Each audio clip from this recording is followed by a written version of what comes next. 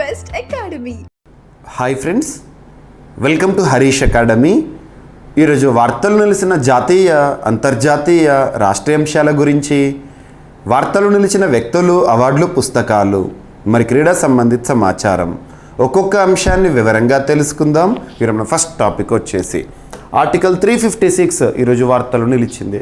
ఇక్కడ అబ్జర్వ్ చేస్తే last 2 years నుండి రెగ్యులర్గా రిపీటెడ్గా వార్తలు నిలుస్తున్న ఒక రాష్ట్రం ఏదైనా ఉందా అంటే అది మణిపూర్ రాష్ట్రం. ఈశాన్య రాష్ట్రమైన మణిపూర్. కుకీలు, మైతేయిల మధ్య ఘర్షణ వాతావరణం మనం ప్రత్యేకంగా వార్తలు చూస్తున్నాము.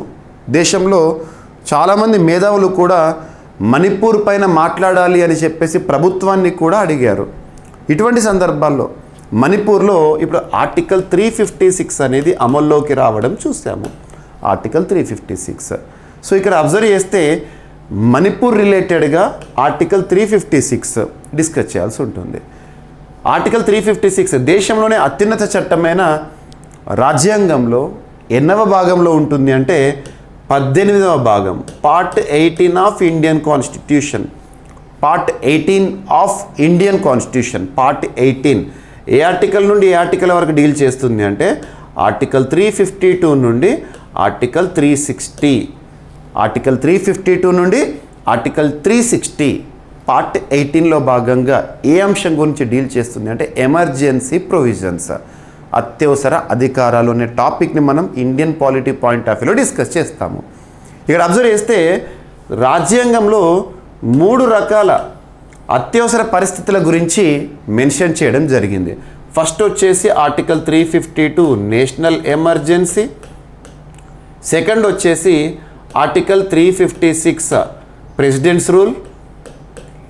Article 360 financial emergency. 3 రకాల అత్యవసర పరిస్థితుల గురించి చూడడం జరుగుతుంది.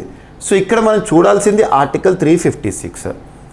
ఇటీవల ఫిబ్రవరి 9వ తేదీన మణిపూర్ రాష్ట్రానికి ముఖ్యమంత్రిగా విధులు నిర్వర్తించిన బీరెన్ సింగ్ రాజీనామా చేయడం. రాజీనామా పత్రాన్ని ముఖ్యమంత్రి ఎవరికి సమర్పిస్తారో గవర్నర్కి సమర్పిస్తారు. బీరెన్ సింగ్ మణిపూర్ గవర్నర్ అజయ్ కుమార్ భల్లా గారికి సమర్పించడం జరిగింది. ఇప్పుడు ఈ పరిస్థితుల్లో ఫిబ్రవరి 13వ తేదీ నుండి ఆర్టికల్ 356 అమల్లోకి వచ్చింది. ఇక్కడ గుర్తుంచుకోండి, శాసనసభను ఇంకా రద్దు చేయలేదు. సో ఇక్కడ సింపుల్గా చెప్పాలంటే శాసనసభ ఏదైతే ఉంటుందో ప్రస్తుతం ఇన్యాక్టివ్గా ఉంది. ఇక్కడ మరి ఆర్టికల్ 356ని ఎప్పుడు విధిస్తారంటే ఒక రాష్ట్రంలో రాజ్యాంగ యంత్రాంగం అనేది విఫలమైనప్పుడు ఆర్టికల్ 356ని విధిస్తారు. ఎవరి అధికారము? రాష్ట్రపతి అధికారము. రాష్ట్రపతి ఎవరి సలహా మేరకు, ఎవరి సూచన మేరకు, ఎవరి సిఫార్సు మేరకు ఇంపోజ్ చేయడం జరుగుతుంది అంటే రాష్ట్ర గవర్నరు రాష్ట్రపతికి సిఫార్సు చేస్తారు.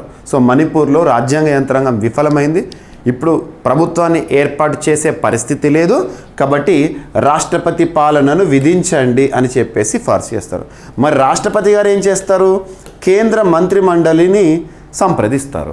కేంద్ర మంత్రిమండలి సంప్రదింపు మేరకు విధించడం జరుగుతుంది. గుర్తుంచుకోండి. సో ఇది ఇక్కడ మణిపూర్కి సంబంధించి వార్తలోకి వచ్చింది. యాక్చువల్గా ఆర్టికల్ 356 అనేది 5 నిమిషాలు 10 నిమిషాలు డిస్కస్ చేసే పాయింట్ కాదు. ఆర్టికల్ 356 గురించి ఎక్స్క్లూజివ్గా అరౌండ్ ఒక 45 minutes to 1 hour డిస్కస్ చేయాలి. స్పెషల్ వీడియో అనేది అవసరం పడుతుంది. మీకు నేను ప్రత్యేక వీడియోని అందించే ప్రయత్నం చేస్తాను తర్వాత. సో ఇక్కడ మణిపూర్లో ఆర్టికల్ 356 అనేది అమల్లోకి వచ్చింది. సో రాష్ట్రపతి పాలన ఇక్కడ అబ్జర్వ్ చేస్తే దేశంలో అత్యధిక సార్లు రాష్ట్రపతి పాలన విధించబడిన రాష్ట్రం కూడా మణిపూర్. ఇప్పుడు మణిపూర్లో 11వసారి ఆర్టికల్ 356 అనేది అమల్లోకి రావడం వార్తలో నిలిచింది. సో మణిపూర్లో రాష్ట్రపతి పాలన ఫిబ్రవరి 9న సీఎం పదవికి రాజీనామా చేసిన బీజేపీ నేత బీరెన్ సింగ్ ప్రస్తుతము ప్రభుత్వం అనేది లేదు, అక్కడ రాష్ట్రపతి పాలన అనేది అమల్లోకి వచ్చింది. ఒకసారి రాష్ట్రపతి పాలన విధిస్తే 6 నెలలు, అలా ఎన్నిసార్లు అయినా కూడా పొడిగించవచ్చు. Maximum limitation 3 years. 3 ఏళ్ల కంటే ఎక్కువగా రాష్ట్రపతి పాలన విధించాలంటే రాజ్యాంగ సవరణ అనేది తప్పనిసరిగా ఉంటుంది. గుర్తుపెట్టుకోండి, ఓకేనా. నెక్స్ట్ వచ్చేసేసి ర్యాంకింగ్స్. ఆర్టిఫిషియల్ ఇంటెలిజెన్స్ ప్రస్తుతం ప్రపంచాన్ని నడిపిస్తోంది కృత్రిమ మీద. అలాంటి కృత్రిమ మీదకి సంబంధించిన స్టార్టప్స్ ఏవైతే ఉంటాయో ఆ స్టార్టప్కి సంబంధించి ఏ దేశంలో ఎన్ని ఉన్నాయి వాటి ఆధారంగా ర్యాంకింగ్స్ అనేది ఇవ్వడం జరిగింది. అందులో భారతదేశం ప్రపంచంలో 7వ స్థానంలో ఉంది. 338 AI స్టార్టప్స్ కలిగి ఉంది. సో ఇక్కడ మరి ఇటువంటి రిపోర్ట్స్ లేదా ర్యాంకింగ్స్ వార్తల్లోకి వచ్చినప్పుడు ముఖ్యంగా ఏ సంస్థ ఆ ర్యాంకింగ్స్ని రిలీజ్ చేస్తుంది అవి చూడాల్సి ఉంటుంది. ఆర్టిఫిషియల్ ఇంటెలిజెన్స్ రాకతో ప్రపంచం వేగంగా మారిపోతుంది. సాంకేతిక పురోగతి, ఆర్థిక వృద్ధిలో ఇది కీలక పాత్ర పోషిస్తుంది. ఓపెన్ AI ద్వారా ChatGPT ప్రారంభించినప్పటి నుంచి ప్రపంచవ్యాప్తంగా AIపై అవగాహన పెరిగింది. ప్రపంచ దేశాలన్నీ AI పరిశోధనపై దృష్టి సారించి ఆ రంగం వృద్ధికి తోడ్పడుతున్నాయి. ఇటీవల Stanford university human centred artificial intelligence ప్రపంచవ్యాప్తంగా AI రంగంలో అత్యధిక స్టార్టప్లు కలిగిన 10 దేశాల జాబితాను ప్రకటించింది. ఆర్టిఫిషియల్ ఇంటెలిజెన్స్ ఇండెక్స్ రిపోర్ట్ 2024 పేరుతో దీన్ని విడుదల చేసింది. 2013 నుంచి 2023 మధ్యకాలంలో ఏర్పాటు చేసిన సంస్థలను పరిగణలోకి తీసుకొని దీన్ని తయారు చేశారంట. ఈ శతాబ్ద కాలంలో లేదా ఈ దశాబ్ద కాలంలో, శతాబ్దం అంటే 100, దశాబ్దం అంటే 10, ఈ దశాబ్ద కాలంలో స్టార్టప్లు, ప్రైవేట్ పెట్టుబడులు, సాంకేతిక పురోగతుల ద్వారా అనేక దేశాలు ఏలో నాయకత్వ స్థాయికి చేరుకున్నాయి. స్టార్టప్స్ అంటే అంకుర సంస్థలు, మనకు వచ్చే ఐడియాస్ని కార్యరూపంలోకి తీసుకురావడం. అత్యధిక స్టార్టప్లు కలిగిన 10 దేశాలను అబ్జర్వ్ చేస్తే అమెరికా ఫస్ట్ పొజిషన్లో 5,509 AI స్టార్టప్స్ కలిగి ఉండి, second China, third Britain, fourth Israel, fifth Canada, sixth France, seventh భారతదేశము, 8th Japan, 9th Germany, 10th Singapore. And ఆసియాలో ఇప్పటికీ కూడా సంపన్నుడిగా ముఖేష్ కుటుంబమే నిలిచింది అని బ్లూంబర్గ్ బిలియనీర్స్ ఇండెక్స్, బ్లూంబర్గ్ సంపన్నుల జాబితాని రిలీజ్ చేసింది. ఆసియాలోనే సంపన్న వ్యక్తిగా ముఖేష్ అంబానీ, సంపద వచ్చేసి $90.5 బిలియన్, భారతదేశానికి చెందినవారు. ఇక సెకండ్ పర్సన్ వచ్చేసి సంపన్నుల జాబితాలో ఆసియాలో 2వ స్థానంలో ఎవరున్నారట అంటే చిరా వనోంటా, $42.6 బిలియన్ సంపద, థాయిలాండ్ దేశానికి సంబంధించిన వారు. థర్డ్ వచ్చేసి హడోనో, 42.2, గుర్తుంచుకోండి. సో ఇక్కడ అబ్జర్వ్ చేస్తే ఆసియాలోని అత్యంత సంపన్న వ్యక్తిగా ముఖేష్ అంబానీ కుటుంబం నిలిచిందంట. ఓకేనా. అండ్ సైబర్ నేరాలతో 88.58 లక్షల కోట్లు దోపిడీ జరిగిందంట. ఆసియా దేశాలు కొలగొట్టింది సైబర్ దాడులు. సో ఇక్కడ అబ్జర్వ్ చేస్తే global anti scams alliance report అనేది ఒకటి చెప్తున్న వాస్తవాలు. సైబర్ ప్రస్తుతము dependency on online services are increasing. మనం ఆన్లైన్లో సేవలు పొందడం ఇవన్నీ ఇప్పుడు పెరుగుతున్నాయి. ఆన్లైన్ ఎడ్యుకేషన్ కానివ్వండి, ఆన్లైన్ ట్రాన్సాక్షన్స్ కానీ ఇవన్నీ చూస్తున్నాం. మరి ఇటువంటి సమయంలో ఆన్లైన్లో దాడులు కూడా పెరుగుతున్నాయి, సైబర్ దాడులు పెరుగుతున్నాయి. సో వాటికి సంబంధించి సైబర్ నేరాలు ప్రపంచాన్ని హడలెత్తిస్తున్నాయి. 2024లో ప్రపంచవ్యాప్తంగా సైబర్ నేరగాలు ఏకంగా 88.58 లక్షల కోట్లు కొల్లగొట్టడం పరిస్థితి తీవ్రతకు నిదర్శనం. గ్లోబల్ యాంటీ స్కామ్స్ అలయన్స్ గాసా నివేదిక సైబర్ నేరాల బాధితులపై సర్వే చేసింది. ఆసియా దేశాల్లో 6.88 లక్షల కోట్ల రూపాయలు కొల్లగొట్టారట సైబర్ నేరగాలు. ప్రపంచవ్యాప్తంగా 2 కోట్ల మంది సైబర్ నేరాల బారిన పడ్డారంట, గుర్తుపెట్టుకోండి. ఓకేనా.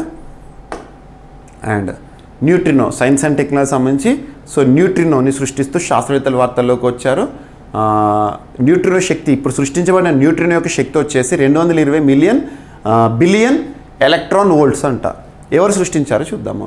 సుదూర విశ్వం నుంచి భూమికి చేరుకున్న అత్యంత శక్తివంతమైన ఉప పరమాణువు న్యూట్రినోను శాస్త్రవేత్తలు కనుగొన్నారు. గతంలో గుర్తించిన న్యూట్రినోతో పోలిస్తే ఇది దాదాపు 30 రెట్ల అధిక శక్తిని కలిగి ఉందని నేచర్ జర్నల్ తెలిపింది. దీని శక్తి 220 బిలియన్ ఎలక్ట్రాన్ వోల్ట్స్గా శాస్త్రవేత్తలు పేర్కొంటున్నారు, గుర్తుపెట్టుకోండి. ఓకేనా. సో అడగవచ్చు, ఇటీవల కొత్త న్యూట్రినో అనేది వార్తల్లోకి వచ్చింది. సో దాని యొక్క శక్తి ఏ విధంగా వాళ్ళు అభివర్ణిస్తున్నారని చెప్పేసి చూడవచ్చు. ఓకేనా. అణువిద్యుత్, సో న్యూక్లియర్ ఎనర్జీ అనేది పెరుగుతుంది. సో దానికి సంబంధించి రీసెంట్గా రాజ్యసభలో కేంద్ర ప్రభుత్వం చెప్తున్న గణాంకాలు. దేశంలో అణువిద్యుత్ ఉత్పత్తి ఏటా పెరుగుతుంది. దీన్ని 2031-32 నాటికి 22.48 గిగావాట్లకు పెంచాలన్నది కేంద్ర ప్రభుత్వ లక్ష్యం. ప్రస్తుతం స్థాపిత అణువిద్యుత్ సామర్థ్యం 8.18 గిగావాట్లు కాగా మరొక 7.3 గిగావాట్ల ప్రాజెక్టులు నిర్మాణంలో ఉన్నాయంట. దేశంలో వాణిజ్య అవసరాల కోసం ఉత్పత్తి అవుతున్న అణువిద్యుత్ మొత్తం యురేనియం ఇంధనం ద్వారానే జరుగుతుందంట. సో అణు విద్యుత్ ఉత్పత్తి ఏ సంవత్సరంలో ఎలా ఉంది అని చెప్పేసి ఇక్కడ గణాంకాలు మెన్షన్ చేశారు. అండ్ విమాన ప్రయాణికుల విషయంలో దేశంలో ఢిల్లీ విమానాశ్రయం టాప్లో ఉందంట. సో కేంద్ర పౌర విమానయాన మంత్రిత్వ శాఖ వెల్లడిస్తున్న గణాంకాలు. దేశంలో 2024 డిసెంబర్ 31 నాటికి పనిచేస్తున్న అన్ని రాష్ట్రాల్లో ఉన్న విమానాశ్రయాల నిర్వహణ సామర్థ్యం 534.57 మిలియన్ ప్యాసింజర్లు కాగా 2023-24లో దేశంలోని ఈ విమానాశ్రయాల్లో ప్రయాణించిన మొత్తం ప్రయాణికులు 376.42 మిలియన్లు. ఇందులో అత్యధిక సామర్థ్యం ఉన్న రాష్ట్రం ఢిల్లీ కాగా తర్వాతి స్థానాల్లో మహారాష్ట్ర, కర్ణాటక, కేరళ, తమిళనాడు ఉన్నాయంట. గుర్తుపెట్టుకోండి, ఓకేనా. అండ్ రీసెంట్గా ఫిబ్రవరి 11th, 12th ఆ సమయంలో ప్యారిస్లో ఏఐ సమ్మిట్ జరిగింది. ఎమాన్యుయల్ మెక్రాన్ ఆధ్వర్యంలో భారత్ కో-చైర్. సో రానున్న సంవత్సరం నెక్స్ట్ ఇయర్ ఇక్కడ ఏఐ సమ్మిట్ అనేది గ్లోబల్ ఏఐ సమ్మిట్కి భారత్ ఆతిథ్యం ఇవ్వబోతోందని చెప్పేసి భారత ప్రధాని నరేంద్ర మోదీ గారు చెప్తున్న ఒక అంశము. సో ఇక్కడ ప్రస్తుతం ప్రపంచం నడిపిస్తున్న కృత్రిమ మీద, అటువంటి కృత్రిమ మీద సంబంధించిన ప్రపంచ స్థాయి సదస్సుకి భారత్ ఆతిథ్యం ఇవ్వబోతోంది. నెక్స్ట్ సమ్మిట్ భారతదేశంలో జరుగుతుందని రీసెంట్గా ప్యారిస్ సమ్మిట్ ఏదైతే ఉంటుందో ఏఐ సమ్మిట్, ఆ సమావేశాలు చివరి రోజున చెప్పిన అంశము.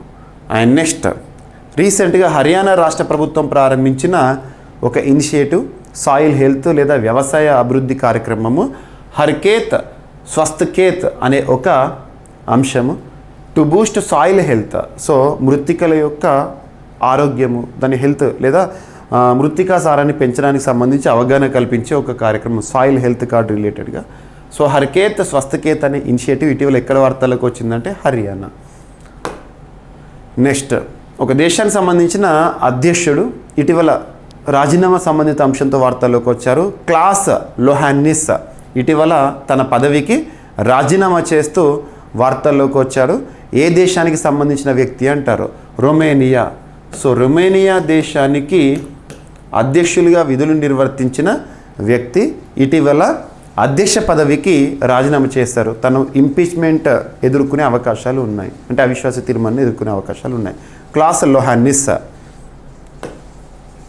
సో ఈరోజు అంశాలను ర్యాపిడ్గా చూస్తే మణిపూర్లో ఆర్టికల్ 356 అండ్ ఏఐ స్టార్టప్స్లో ఏ దేశాలు ఎలా ఉన్నాయని, ఆసియాలో ఇప్పటికీ కూడా ముఖేష్ అంబానీయే టాప్, సైబర్ నేరాలకు సంబంధించిన నివేదిక, నెక్స్ట్ న్యూట్రినో ఇటీవల సృష్టించబడింది, దానికి సంబంధించిన శక్తి ఏంటి అని చెప్పేసి, అణు విద్యుత్ భారతదేశంలో పెరుగుతోంది, అండ్ విమాన ప్రయాణికుల విషయంలో ఢిల్లీ విమానాశ్రయమే టాప్లో ఉంది, గ్లోబల్ ఏఐ సమ్మిట్కి నెక్స్ట్ సమ్మిట్కి భారత్ ఆతిథ్యం ఇవ్వబోతోందని భారత ప్రధాని గారు వెల్లడించిన అంశము, హర్కేత్ స్వస్థకేత్ అనే అంశం సాయిల్ హెల్త్కి సంబంధించి హర్యానా రాష్ట్రంలో. సో రొమేనియా ప్రస్తుత అధ్యక్షులు రాజీనామా చేస్తూ వార్తలకు వచ్చారు. తన పేరు క్లాస్ లోహాన్నిస్. సో ఇవి ఫ్రెండ్స్ ఈరోజు వార్తలు నిలిచిన అంశాలు. మిస్లేనియస్ అంశాలను మిగిలిపోతే రేపటి క్లాస్లో జోడించి మరొకసారి నేర్చుకుందాం. రేపు కలుద్దాం. Thank you.